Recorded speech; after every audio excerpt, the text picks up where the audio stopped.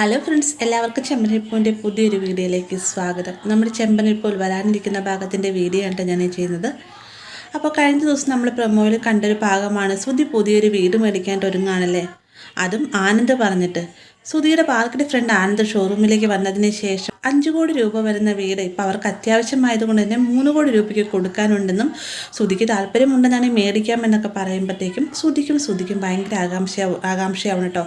ഇവർ വേഗം തന്നെ ഒരു വീട് പോയി കാണുന്നുണ്ട്. മാത്രമല്ല വീടിൻ്റെ സൈഡിലെ ബീച്ചും വീടിൻ്റെ ഭംഗിയും എല്ലാം തന്നെ ഇവർ ഒരുപാട് ആകർഷിക്കേണ്ട വലിയ വീടാണ്. നമ്മുടെ സുധിക്കും ഒരു പ്രത്യേക മൈൻഡുള്ളൂ. ഇവർ ബിസിനസ് സൈക്കൂൺ എന്ന രീതിക്ക് ചിന്തിക്കുക മാത്രമല്ല എല്ലാവരെക്കാരും ഒരുപടി മുന്നോട്ട് നീങ്ങണം എന്തൊരു നല്ലൊരു ഇതോട് കൂടിയിട്ട് അല്ലെങ്കിൽ അഹങ്കാരത്തോട് കൂടിയിട്ട് ചിന്തിക്കുന്നവരാണ് ഇവർ രണ്ടുപേരും. അതുകൊണ്ട് തന്നെ ഈ ഒരു വീട് മേടിക്കാമെന്നൊരു തീരുമാനം ഇവരായി തന്നെ എടുക്കുകയാണ് കേട്ടോ. അങ്ങനെ സ്വന്തമായി വീട് മേടിക്കാൻ പോകുന്നു എന്നുള്ളൊരു വിവരം വീട്ടിൽ വന്ന് പറയുമ്പോഴത്തേക്കും നമ്മുടെ ചന്ദ്രയ്ക്ക് ഭയങ്കര സന്തോഷമാവുന്നുണ്ട്. കാരണം ചന്ദ്രയ്ക്ക് എപ്പോഴും നമ്മുടെ സുധീനെ കുറിച്ചുള്ള ചിന്തയാണ്. സുധി പുതിയൊരു വീട് മേടിക്കാൻ പോകുന്നു, അതും 3 കോടി രൂപയുടെ വീടെന്നൊക്കെ പറയുമ്പോഴത്തേക്കും ചന്ദ്രയ്ക്ക് ഭയങ്കര സന്തോഷമാവുന്നുണ്ട്. എന്നാൽ രവി പറയുന്നുണ്ട് ഈ 3 കോടി രൂപയുടെ വീടൊക്കെ മേടിക്കേണ്ട ആവശ്യമുണ്ടോ, നിസ്സാര പൈസയ്ക്ക് എവിടെയും മേടിച്ചാൽ പോലെ അല്ല, വീടിൻ്റെ ആവശ്യം എന്താണെന്നൊക്കെ ചോദിക്കുന്ന നേരത്ത് ചന്ദ്ര ഇതെല്ലാം തന്നെ എതിർത്ത് സംസാരിക്കുന്നുണ്ട്. എന്നാൽ നമ്മുടെ രവിയുടെ മനസ്സിലുള്ളതെന്ന് പറഞ്ഞാൽ 3 മക്കളും മരിക്കുന്നവരെ തൻ്റെ കൂടെ ഉണ്ടാവണം എന്നൊരു ചിന്തയോട് കൂടി തന്നെ നടക്കുന്ന വ്യക്തിയാണ്. അതിനിടയിൽ തന്നെ സുധി ഇങ്ങനെ വീടൊക്കെ മാറിപ്പോയി കഴിഞ്ഞാൽ എന്താവുമെന്നൊരു സങ്കടമൊക്കെ നമ്മുടെ രവിയുടെ ഉള്ളിലുണ്ടെങ്കിലും ചന്ദ്രയുടെ വാക്ക് കേട്ടുകൊണ്ട് രവി ആ ഒരു നിമിഷം പ്രത്യേകിച്ച് ഒന്നും തന്നെ പ്രതികരിക്കുന്നില്ല കേട്ടോ.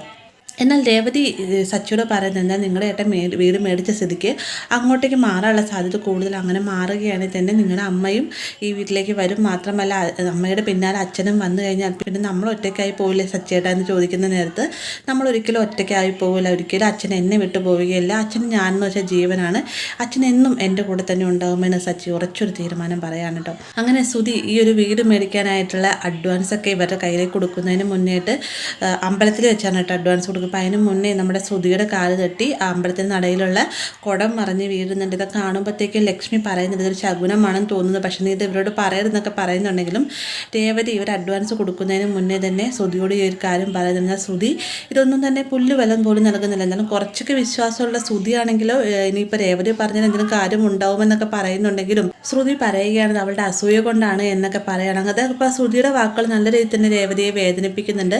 എന്നാൽ അതൊന്നും വലിയ കാര്യമായിട്ട് തന്നെ രേവതി മനസ്സിൽ ഉൾക്കൊള്ളുന്നില്ല. രേവതിയുടെ മനസ്സിലെ ഭയമെന്ന് പറഞ്ഞാൽ ഈ ഒരു വീട് മേടിക്കാൻ പോകുമ്പോൾ ഇതുപോലെ ദുശ്ശകനം ഉണ്ടായി ഇനിയിപ്പോൾ എന്തെങ്കിലും ഒരു ബുദ്ധിമുട്ട് എന്തെങ്കിലും ഉണ്ടാവാനാണോ എന്നൊരു ടെൻഷൻ നമ്മുടെ രേവതിക്ക് ഉണ്ട് കേട്ടോ. രേവതി ചിന്തിച്ച പോലെ തന്നെ ഈ ഒരു വീടിൻ്റെ ഓണർ എന്ന് പറഞ്ഞുകൊണ്ട് നമ്മുടെ ശ്രുതിനെ പരിചയപ്പെടുത്തുന്നവർ 2 വലിയ കള്ളന്മാർ തന്നെയുണ്ട്. അവർ ഭാര്യയും ഭർത്താക്കന്മാരാണ്. അവരിങ്ങനെ ഓരോരോ വലിയ വീടുകൾ വാടകയ്ക്ക് താമസത്തിന് ശേഷം തങ്ങളുടെ വീടാണ് എന്ന് പറഞ്ഞുകൊണ്ട് കള്ള വാടക കരാറൊക്കെ എഴുതിച്ച് അവരെ കൊണ്ട് അഡ്വാൻസ് തുകയും മേടിച്ച് അവിടെ നിന്ന് ഒളിച്ചോടി പോകുന്ന വ്യക്തികളാണ് അവർ. അപ്പോൾ അതേ രീതിയിൽ തന്നെ സുധി വീടൊക്കെ കണ്ടിട്ട് അഡ്വാൻസ് നൽകാമെന്ന് പറഞ്ഞ് പോകുന്ന സമയത്ത് ഇവർ രണ്ടുപേരും സംസാരിക്കുന്നത് പറഞ്ഞ് എന്തായാലും നമ്മുടെ പദ്ധതി നല്ല രീതിയിൽ തന്നെ വിജയിച്ചിട്ടുണ്ട്.